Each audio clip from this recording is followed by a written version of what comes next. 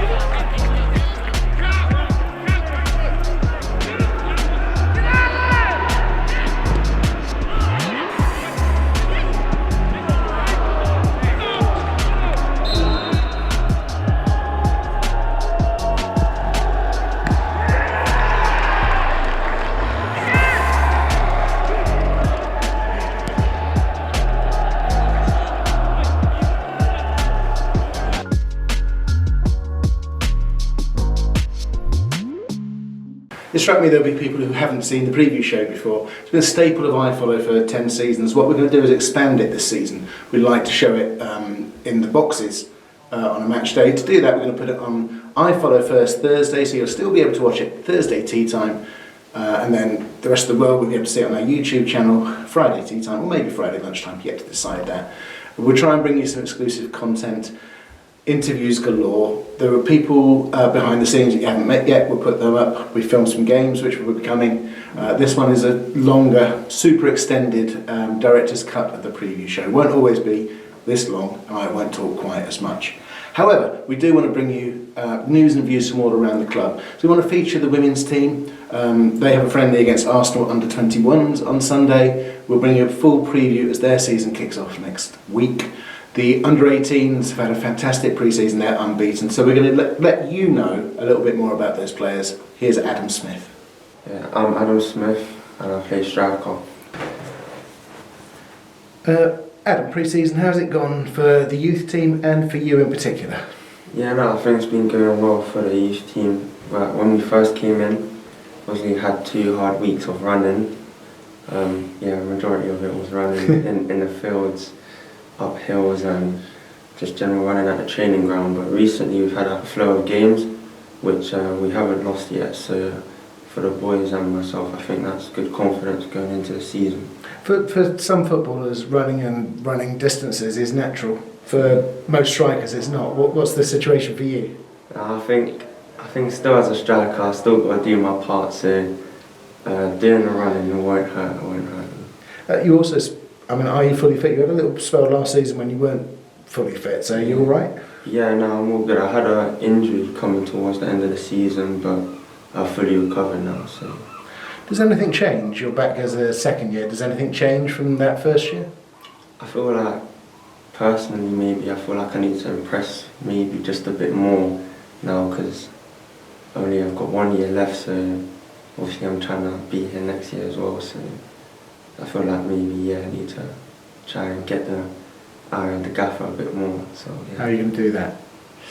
Hopefully just trying to do my thing, really, score goals, and maybe if I play out of position, just try and show that I can adapt to that as well. So. You're not going to impress him with the cup of tea making skills that you showed yesterday. Yeah. That was a weak effort, if I may say so.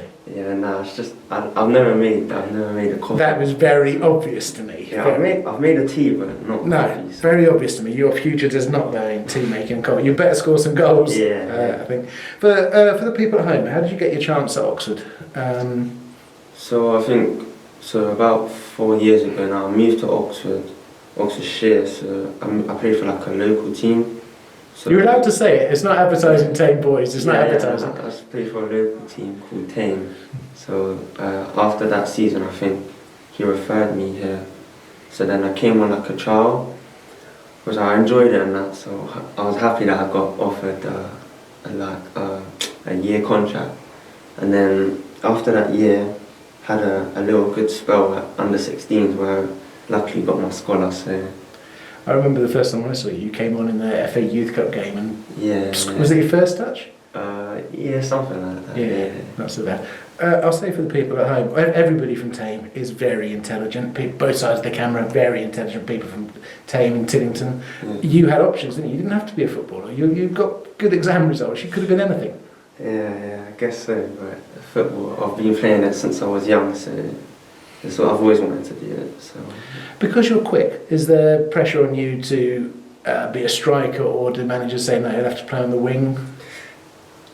I guess playing as a striker, you could use it to an advantage, but also with being fast, I can play on the wing as well. So I don't mind, whatever helps the team out, I'm happy to do it. Yeah. You know, when you started, and I said to you, the very first day you came in, you haven't made it yet. You've started as a scholar. Yeah. It's true, isn't it? There's a long way. In those 2 years, you learn a lot. Yeah, it's definitely. It's not a sprint, it's a marathon. So I'd say just got to do my part every day, trying to impress. For the benefit of both of our regular viewers, hi Stuart, hi Andrew, Martin Bruletsky will return. There's no point having a programme editor for an away game, so we limit the number of people that are in the training ground because of COVID reasons. He'll be back when we've got a home game, and for the eagle eye, that's a bee sting. I'm not usually this ugly. I got stung by a bee, but I still persevered in front of the camera just for you. That happened while we had 25 people here from the NHS. They're the heroes. Nobody around this football club has any pretensions. Those are the superstars. Rather than us interview Carl, we thought we'd let the fans do it. We'll see you next week. But when it comes to people's health, it's something that we take really serious, and from me and all my players and all the staff here, we'd just like to say a massive thank you to all of you. As you all know, Saturday's massive. The season starts again, and we're all really looking forward to being ultra competitive, and hearing the news yesterday that 1,400, is it? Yeah, 1,400. Cambridge is sold out away. So it's, for us, that's a tremendous testament to everybody who's followed us up and down the country. So now we just got a bloody win. No, I mean, last 2 seasons, obviously, tremendous achievement to get the playoffs. Here we are again, new season, tough. League looks tougher than ever. How do you feel about it? Immensely proud of my players. To go through what they've gone through for the last 2 years has been remarkable, and this year's going to be probably the most difficult of all of them, and we're not naive enough not to think that. I have an ego as well, but I still think we're as good as the rest of them, and my players' ego is of that standard as well. But we're also very respectful of the competition that's going to lie ahead. It's going to be a long 10 months, and we feel that this is probably in a very unique way, probably the best squad we've had. But we're taking the best squad into probably the hardest league, and we needed that just to stay the same. We've overachieved for 2 years by about, from our budget, we're probably about 2, 3, 4 places, sometimes even 6 places higher than what we actually spend. So we've overachieved in that point, and we have to overachieve even more so this year. But I've got a real good group. Do you know what? I actually love coming into work every day. There's no idiots, there's no egos, there's no arrogance about them. They can be moody at times, but that's just part and parcel of being a young footballer growing up. And honestly, they're an absolute credit to themselves. And I think they've got what we have, that other teams mightn't have, who are spending all the money. We've got a real strong togetherness, and we're very close, and we do feel like we're one big family. I think that sometimes means a lot more than sometimes talent and the money that you can spend. So the answer to your question is we feel we can be as competitive as ever.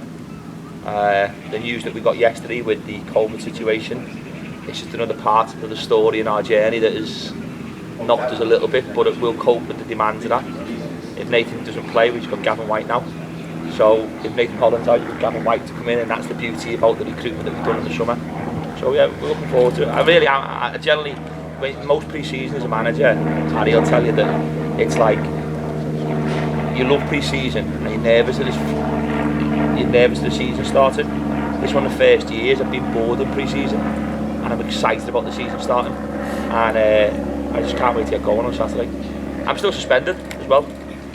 So I've got 1 game left of my suspension, so it's my 600th game at the weekend, and in typical me fashion, I'm spending it in the stands. I was going to actually say, do you think you'll make it to the end of the season without being sent to the stands?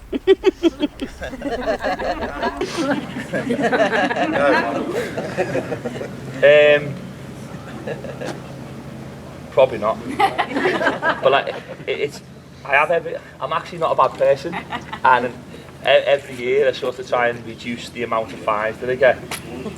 And last year was actually quite a good one, but I'll never stand by and let somebody have a go on my players.